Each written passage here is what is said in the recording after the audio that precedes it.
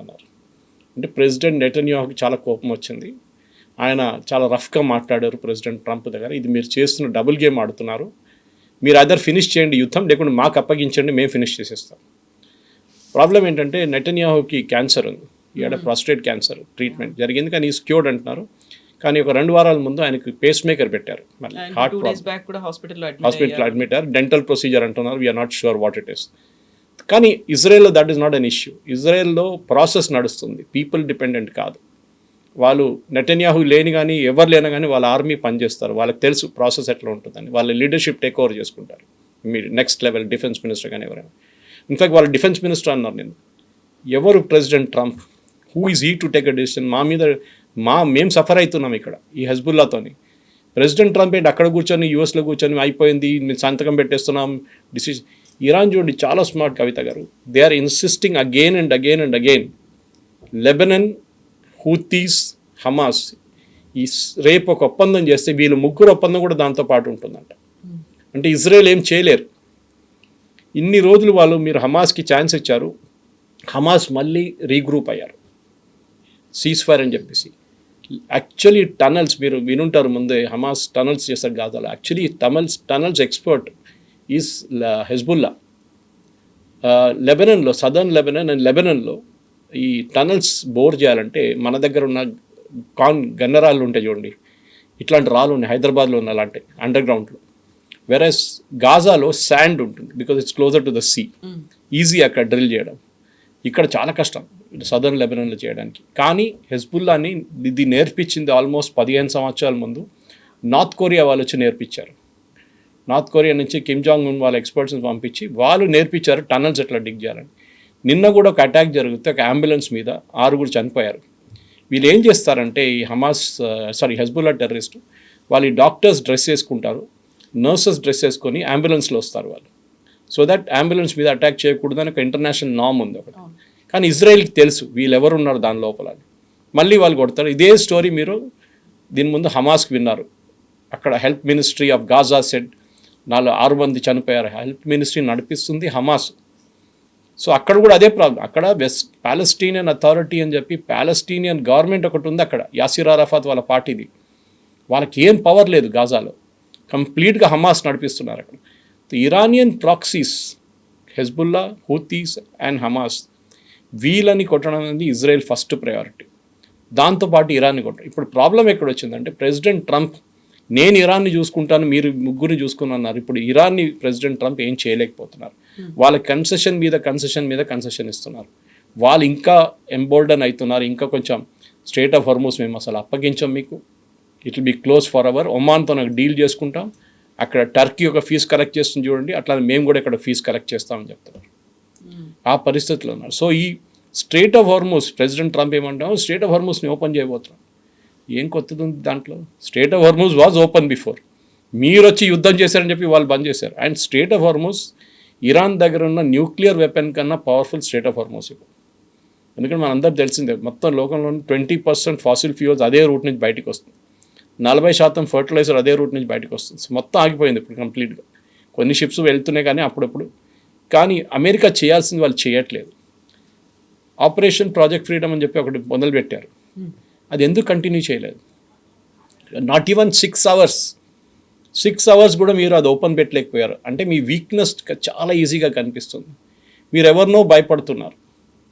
ఇంత పెద్ద ఆర్మీ, వీళ్ళు అన్నారు మొన్న కూడా అన్నారు మొత్తం వాళ్ళ నేవీ లేదు, వాళ్ళ ఎయిర్ ఫోర్స్ లేదు. నిన్న they have lost an aircraft America. వాళ్ళు కన్ఫర్మ్ చేయలేదు కానీ ఒక రీపర్ డ్రోన్ అయితే పోయింది వాళ్ళది నిన్న. అంటే ఇరాన్ దగ్గర ఏం లేనప్పుడు వాళ్ళు ఎట్లా కొడుతున్నారు? How are they able to hit? వాళ్ళ దగ్గర మిసైల్స్ ఉందా, వాళ్ళ దగ్గర డ్రోన్స్ ఉన్నాయా? అమెరికాకి ఏం తెలియట్లేదు.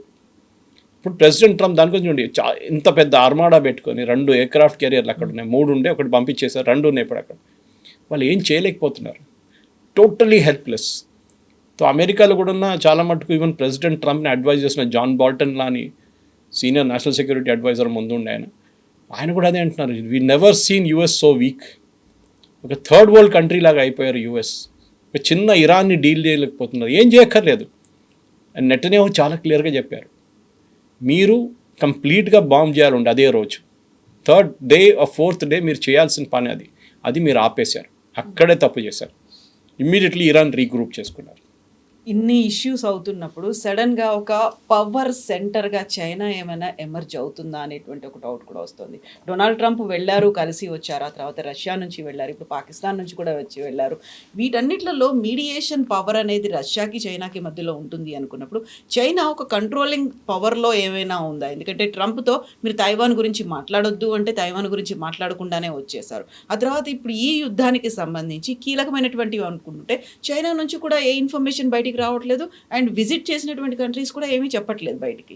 చైనాతో జరిగిన చర్చలు ప్రెసిడెంట్ ట్రంప్ది ఇరాన్ కన్నా పెద్ద ఫ్లాప్ ఉండేది. మీకు గుర్తుంటుంది వాళ్ళ బాడీ లాంగ్వేజ్లో చాలా కోల్డ్ ఉండే బాడీ లాంగ్వేజ్. అదే టైంలో పుటిన్ వచ్చినప్పుడు మీరు చూసుంటారు, ఒక స్ప్రింగ్ ఉండే జీజింగ్ స్పిన్లో పుటిన్తో మాట్లాడుతున్నప్పుడు ఒక జోష్ ఉంది. ఎందుకంటే వాళ్ళిద్దరికి ఒక కామన్ ఎనిమీ యుఎస్, ఇద్దరికి అదొకటి ఉంది common enemy, your enemies my friend అని చెప్పి అదే కాన్సెప్ట్ ఉంటుంది అనమాట.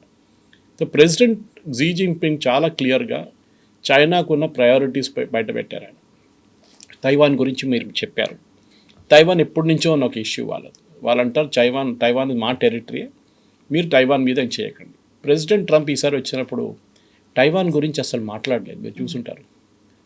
ఎందుకు భయపడుతున్నారు? తైవాన్కి almost I think $90 million $100 million ఒక డిఫెన్స్ ఎక్విప్మెంట్ ఇవ్వాలండి వాళ్ళకి. ఆల్రెడీ యూఎస్లో రెడీ పెట్టారంట షిప్పింగ్కి, అది పంపించలేదు. ఇప్పుడు ఎందుకు పంపించలేని అడిగితే అమెరికా దగ్గర ఆయుధాలు లేవంట.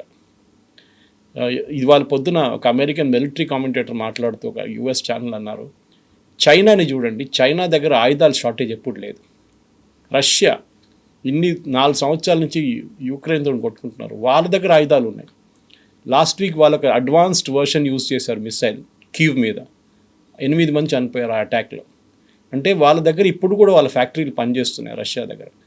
అమెరికాది ఏం ప్రాబ్లం? $1 trillion బడ్జెట్ ఉన్న అమెరికా, అంటే నెక్స్ట్ 8 దేశాల్లో డిఫెన్స్ బడ్జెట్ కలిపితే అమెరికా బడ్జెట్ ఆలోచించండి.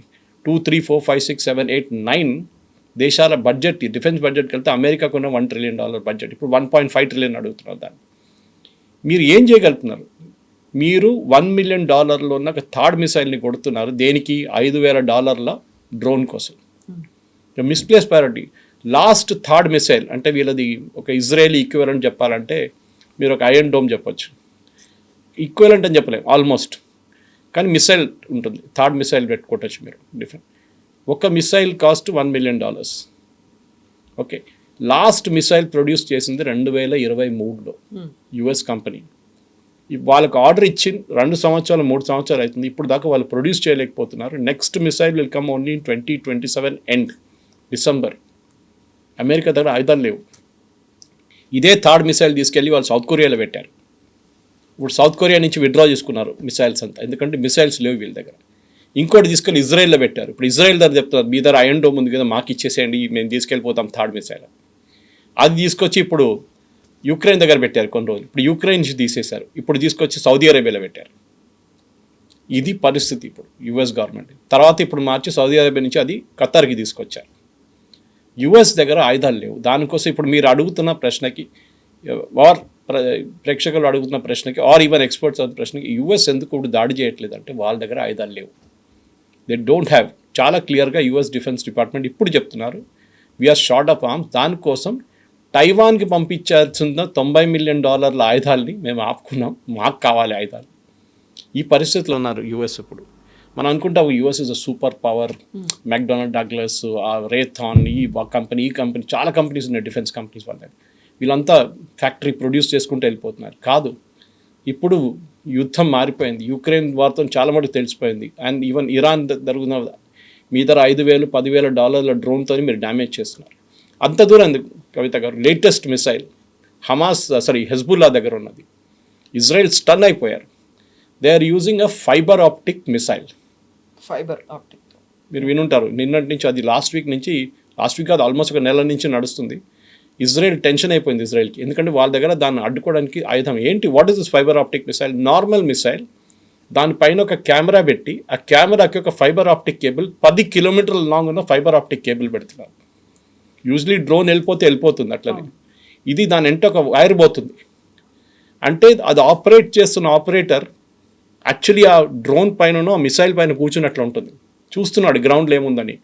చూస్తూ అక్కడ ఇజ్రాయలీ కంటింజెంట్ ఉంది, ట్యాంకులు ఉన్నాయి, 5 ట్యాంకులు, దాన్ని కొట్టండి ఇమీడియట్గా. దీంతో ఒక లోడెడ్ ఇది ఉంది, అమ్యునిషన్ ఉంది, అది పంపించేస్తారు. ఇప్పుడు ఇజ్రాయెల్ ఓవర్ నైట్ వర్క్ చేస్తున్నారు దాన్ని కౌంటర్ చేయడానికి, ఒక ఐరన్ డోమ్ లాంటి స్ట్రక్చర్ తీసుకురావడానికి. వాళ్ళు ఇంకా ప్రాపర్గా మానిటర్ చేస్తూ డిస్ట్రాయ్ చేస్తున్నారు. సో అది ఆలోచించండి, ఏది హెజ్బుల్లా వాళ్ళ దగ్గర ఇంకొక దేశంలో ఉన్నారు వాళ్ళు, కాల్ లెబనన్. ఇజ్రాయెల్ వ్యతిరేకంగా ఇరానియన్ డ్రోన్స్ తీసుకొచ్చి దాన్ని ఇంప్రూవైజ్. ఇదే డ్రోన్ మీకు యుక్రెయిన్లో కనిపిస్తుంది. యుక్రెయిన్లో ఒక 30 ఏకర్ ల్యాండ్లో వాళ్ళు 200 ఇట్లాంటి ఫైబర్ ఆప్టిక్ డ్రోన్స్ పెట్టారు. అదంతా వచ్చింది ఇరాన్ నుంచి. ఇరాన్లో మీరు బిలీవ్ చేయరు, గల్లీకి డ్రోన్స్ ప్రొడ్యూస్ చేస్తారు వాళ్ళు. I'm not exaggerating. ఈ బ్రేక్ ఇచ్చినప్పుడు ఈ 60-30 రోజులు అయింది, ఇప్పుడు ఈ సీజ్ ఫైర్లో వాళ్ళ డ్రోన్ ప్రొడక్షన్ డబుల్ అయిందంట. ఇది యుఎస్ చేసిన పెద్ద తప్పు. వాళ్ళకి టైం ఇచ్చారు మీరు, వాళ్ళు ప్రొడ్యూస్ చేసుకుంటున్నారు. ఇప్పుడు మీరు ఏం చేస్తారు చెప్పండి.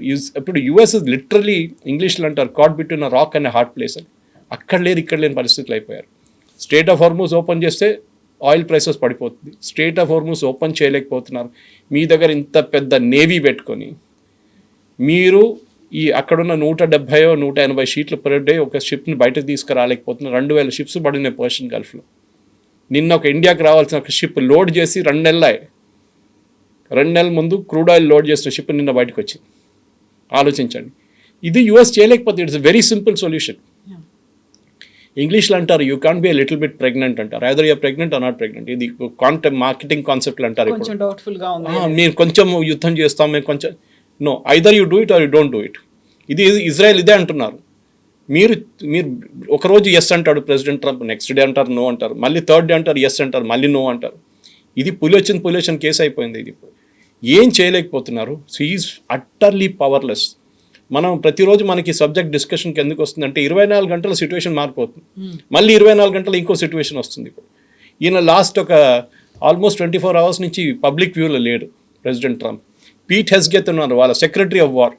యుద్ధం మొదలైనప్పుడు ప్రతిరోజు ప్రెస్ కాన్ఫరెన్స్ పెడుతుండే, ప్రతిరోజు ఆయన అండ్ డీన్ కింగ్ వాళ్ళ చీఫ్ ఆఫ్ స్టాఫ్ ఆర్మీది. ఇప్పుడు ఒక లాస్ట్ 2 వారాల నుంచి ఆయన అత్తా లేదు, కనిపించట్లేదు ఎక్కడ. ఇప్పుడు మాట్లాడుతున్నంతా మార్కో రూబియో మాట్లాడుతున్నారు, నోబడీ ఎల్స్ స్పీకింగ్. ఈ పరిస్థితికి వచ్చేసరి అందరు భయపడుతున్నారు మీడియా. ఈవెన్ మార్కో రూబియో చేసిన తప్పదే. ఆయన పాపం ప్రెసిడెంట్ ట్రంప్ చెప్పిన బిలీవ్ చేసి ఇండియాకి వచ్చినప్పుడు, ఢిల్లీలో క్వాడ్ మీటింగ్కి వచ్చినప్పుడు, దానికన్నా ముందు ఇండియాతో జరిగిన బయలాటరల్ చర్చల్లో కూడా ఏమన్నారు, అయిపోయింది few sentences here and there. నేను ప్రెసిడెంట్ ట్రంప్తో మాట్లాడాను, ఐ వెంట్ టు ఖతర్. నడిమిట్లో పాపం ఖతర్కి వెళ్ళి వచ్చారు రాత్రి. ఆలోచించండి, ఇండియాలో ఉండి ఖతర్కి వెళ్ళి మళ్ళీ 6 hours తర్వాత ఈ came back to India again. అప్పుడు అన్నారు అయిపోయింది ఖతర్లో, వీళ్ళందరూ కూర్చున్నారు. ఖతర్ ఎందుకు వచ్చారు నడిమిట్లో? పాకిస్తాన్ ఎక్కడ పోయింది? ఇంతమంది